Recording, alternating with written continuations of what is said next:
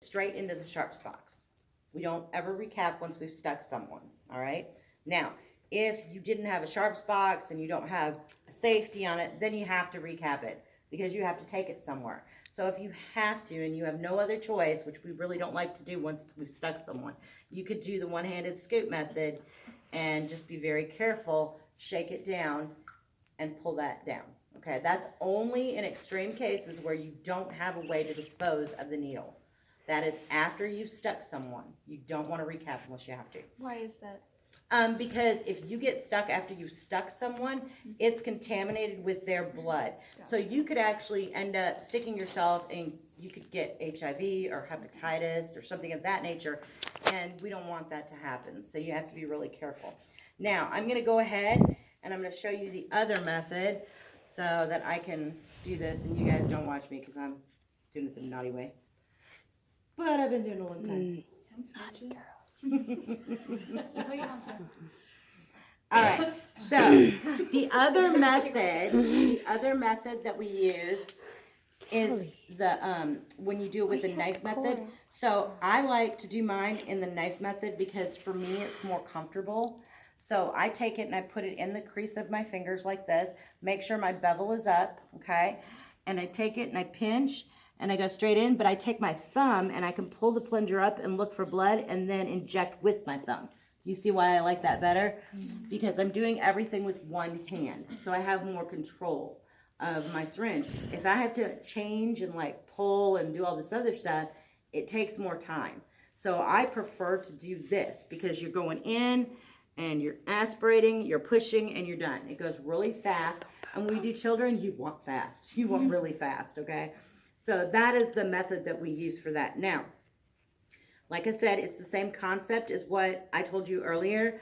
If you didn't have a sharps box, then you would have to recap it. But because I have something here, I've got the safety, okay? Now you guys won't put the safety on until, at all. You don't need to put the safety on, okay? The last stick that you do, you can put the safety on today. All right, now watch this. You take your thumb and you're gonna push this little knob right here. You guys see the little knob?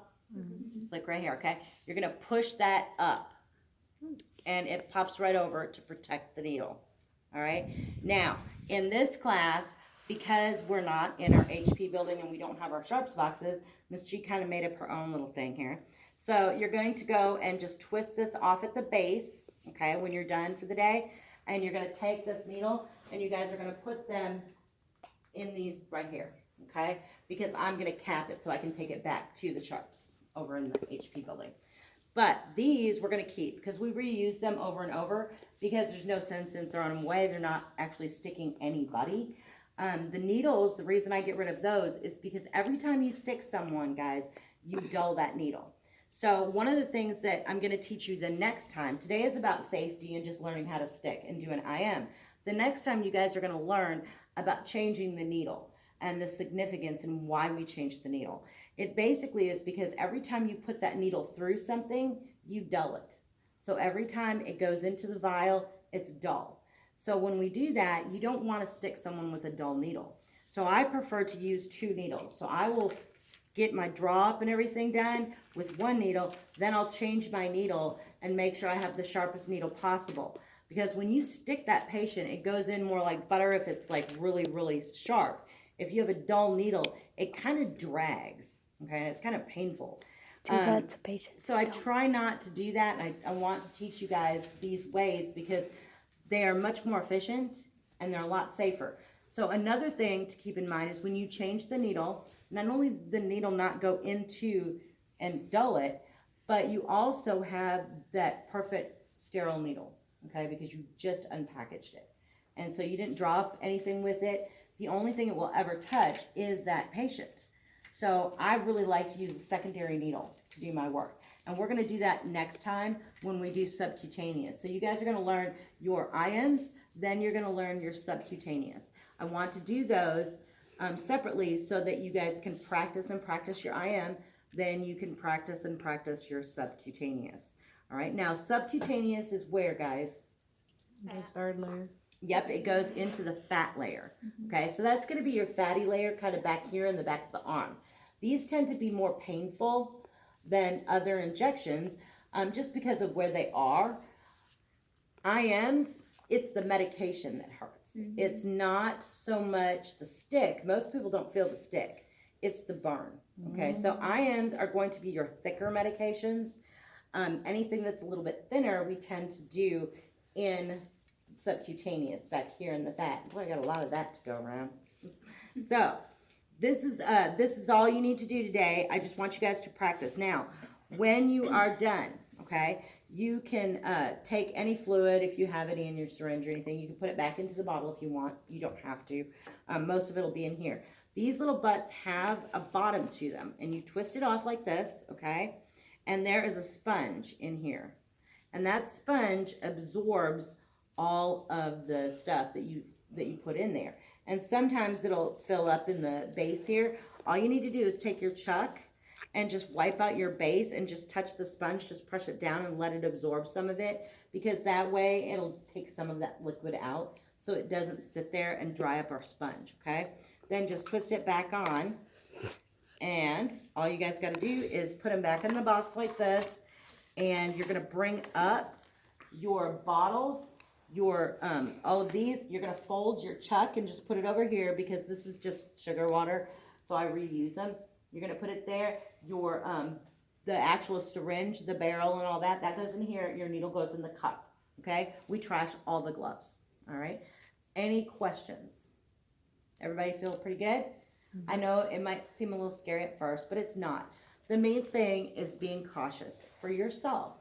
Now, understand, yes, if you did stick yourself, it won't be the end of the world, because we're not sticking a person.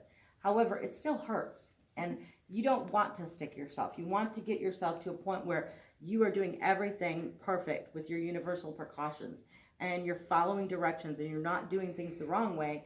That way you'll never have to worry about it. I have never been stuck, never. But I have seen other people get stuck. And it's because of not paying attention and not following protocol. Bottom line, you're going to see a lot of nurses in the field that go in and do injections with no gloves on. That is a bad idea, and I'll tell you why. If you hit a vein, and when you pull that needle out, that vein can actually squirt blood out of that opening. So it is a bad idea, because what are you going to do if you have no gloves on? You can't even stop the blood, right? You can't. I'll just let him bleed. You would have to. You wouldn't have any choice. But it's too dangerous. You should never ever do anything without gloves. You also have to remember that skin, guys, people get different things on their skin. Things like scabies and all that kind of stuff. You don't want to be touching skin any more than you have to, because you don't know what they have. So gloves protect you. It gives you that barrier so that you don't hurt somebody. Now, when you take off your gloves, guys, grab them in the center like this, okay? You're going to hold them like this. Grab them and pull it off away from you. Then ball it up. You're going to take 2 fingers, put them under, and you're going to pull it right over the other glove, okay? Because the inside is clean. The inside of your glove, the outside is not. Now both gloves are turned so that you can just take them and trash them, okay? That's just practice pinching and pulling and wadding it up, and then taking 2 fingers and pulling them off, okay? You actually get a grade for doing this in class, removing gloves. So I like to teach you now, because you can practice it before you even get to lab. And then we can kind of go a little bit quicker in lab, because we got better things and more fun stuff to do than just gloves. So everything else, this can go in the trash, okay? That's just all, any paper or trash. The needles, I told you what to do with those, and the vials, just stick them over there on the thing. Now, what I need you to do is come up and get all of your supplies. You'll take them back to your table, or some of you can do it here if you want at this table. There's a table back there. This one's already full, so, but you can actually do it on those little trays. They were doing it on the trays earlier. Make sure you put your chuck down so you don't get anything on the trays. When you complete that, at the end of the day, I'm going to have you guys wipe your tray, okay? So you're just going to wipe off your tray. So you might want to not take your gloves off till you wipe your tray, if you don't like having Lysol on your hands, all right? So that's it. That's all we're going to do today. And then we're going to learn how to do subcutaneous also. I heard it. Yes. Did somebody say Miss? Behind you. I packed the wrong kind of needles. Which one? I packed these, and the sophomores use these, and then I have Yeah, enough of for course. the freshmen to use those. Yeah, absolutely. Okay. Sophomores, you're gonna use 18 gauge, okay? All right, I gotta go watch this. and you guys go, get your stuff